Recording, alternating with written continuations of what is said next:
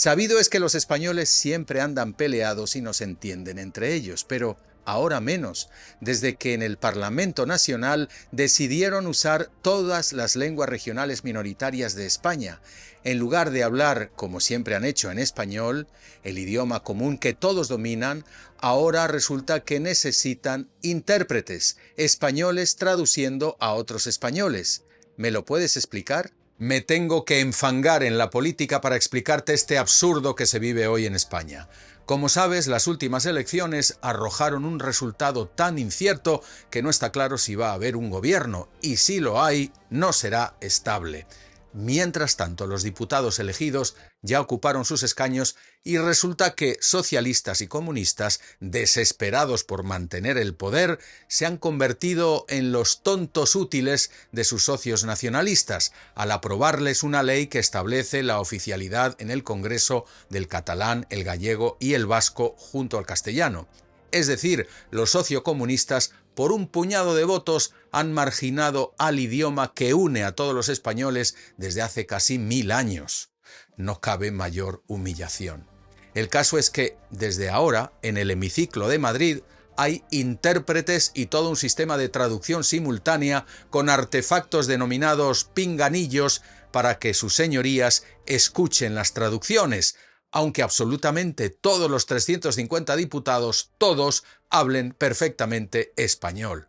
Por cierto, otras lenguas y dialectos como el aranés pirenaico, el valenciano, el mallorquín, el bable asturiano, la fabla aragonesa o el panocho murciano podrán usarse también, aunque no dispongan de intérpretes. Lo curioso es que las traducciones que brinda el Congreso no tienen garantía de exactitud, son aproximadas. Es decir, imagínate la discusión de una ley compleja en una comisión parlamentaria traducida del euskera al castellano o al gallego.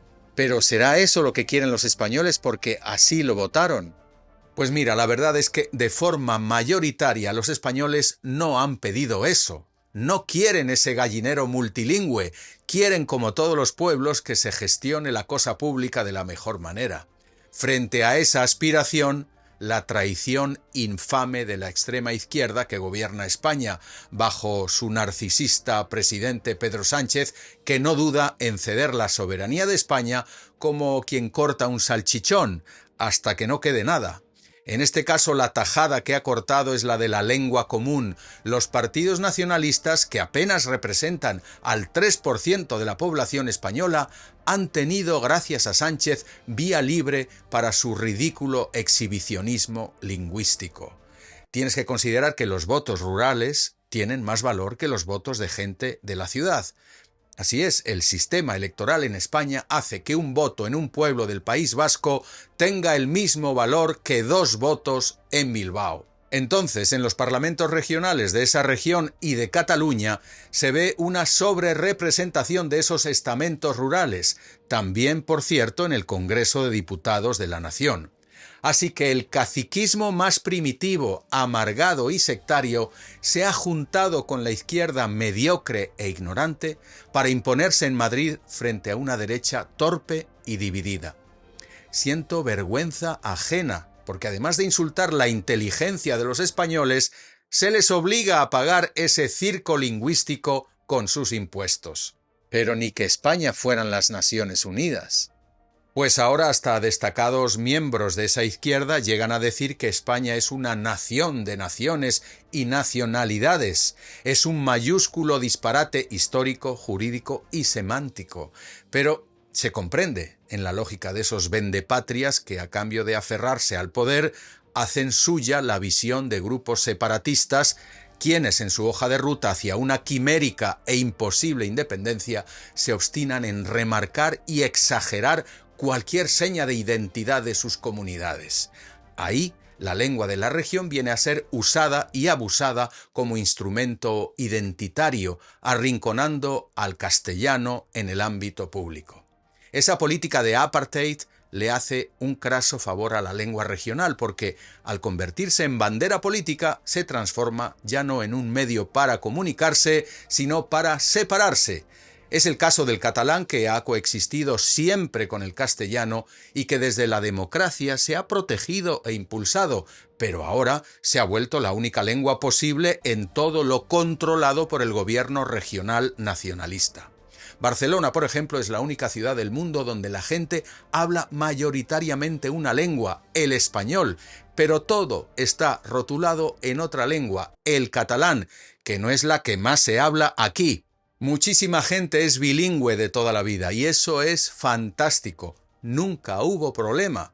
Lo grave es ignorar el español, que es el que más se habla y nos une a todos. Por cierto, estoy aquí en Barcelona, donde los niños hablan español en el patio del colegio, aunque todas las asignaturas que cursan en las aulas son en catalán.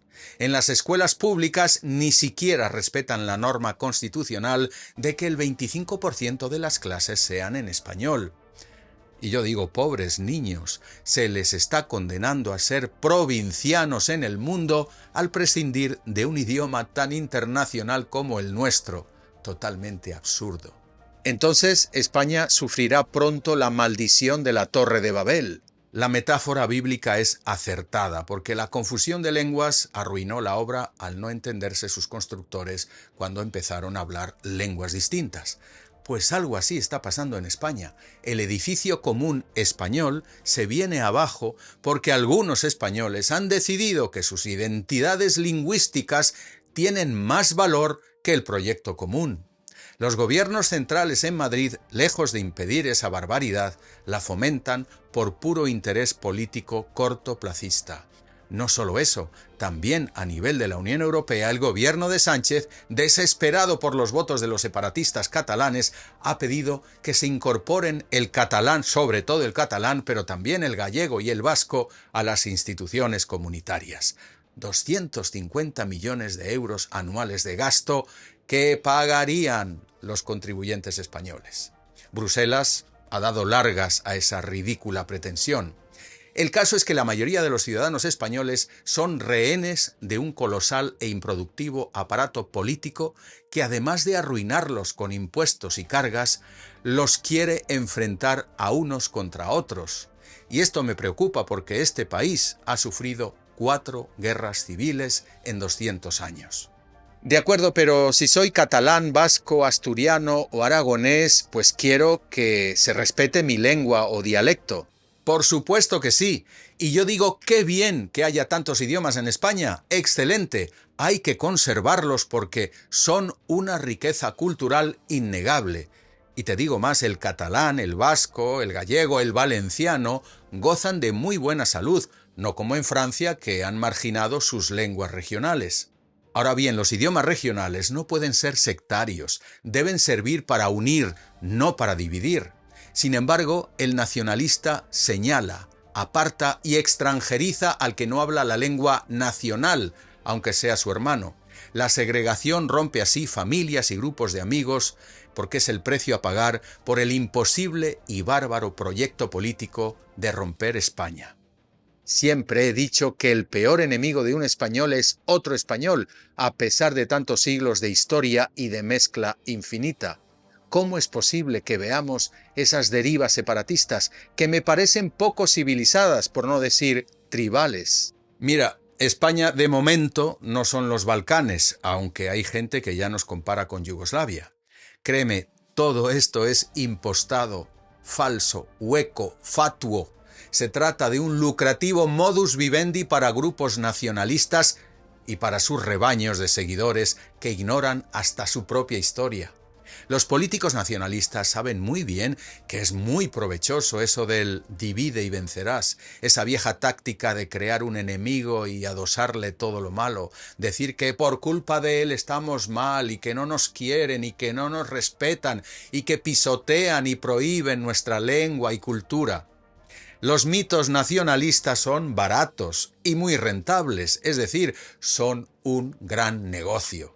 Y España ha sido un campo muy fértil para ese nacionalismo, porque además ha sido alentado desde la arquitectura constitucional del país, que contempla que las regiones tengan competencias exclusivas en educación, por ejemplo.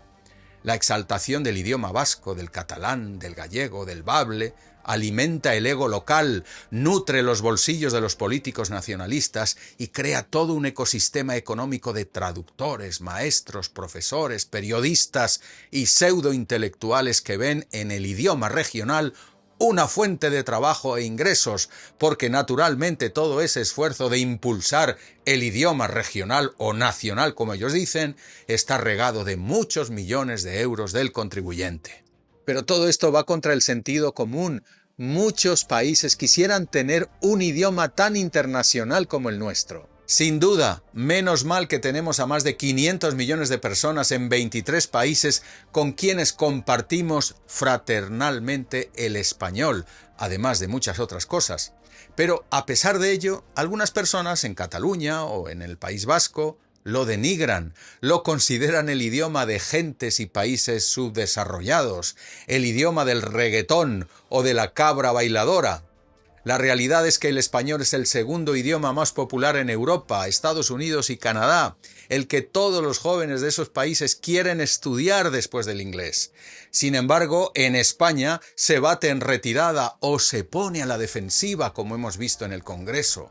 En Cataluña, muchos niños y jóvenes en zonas rurales y barrios populares crecen con el castellano mal aprendido o ignorado. Es verdad que los videojuegos y las redes sociales, con buen contenido en español, arruinan toda esa obsesión con los idiomas minoritarios. El caso es que, como tú dices, en España se está arrinconando al español, así que pongamos por caso que yo voy a establecerme allá. ¿Tendré que aprender el catalán, el vasco o el gallego? No, ni te molestes, no los vas a necesitar. Te aclaro. La política ha causado que en algunas regiones de España estén gastándose mucho dinero, energía y tiempo en impulsar esos idiomas minoritarios, pero a pesar de ello se usan muy poco a diario en situaciones prácticas. Por ejemplo, en tiendas, restaurantes, en un gimnasio, en el patio de un colegio o en una consulta con el doctor o con el abogado, el idioma que más se usa es el español, no te quepa duda, y eso lo dicen las encuestas locales, no lo digo yo. Me da igual si estás en Barcelona, en Bilbao o en Vigo. Es verdad que si sales de las ciudades, en zonas rurales, como siempre ha pasado, se oye menos el castellano en esas regiones, aunque todos lo entiendan y lo hablen. El idioma o dialecto regional puede ser preponderante incluso en el ámbito familiar, pero te aseguro que si el agricultor vende una tierra, el notario va a redactar la escritura en castellano, aunque hable catalán o vasco. Si tienes un empleo en Bilbao o en Tarragona, el contrato estará en español. Esa es la realidad a efectos prácticos. El español domina y seguirá dominando, así que úsalo profusamente, por favor, aunque se lo quiera arrinconar en los medios de comunicación, en el Congreso o en los centros de enseñanza pagados con dinero público. Sin duda, como decía el escritor colombiano Gabriel García Márquez, el español es una cosa demasiado seria e importante como para dejársela solo a los españoles.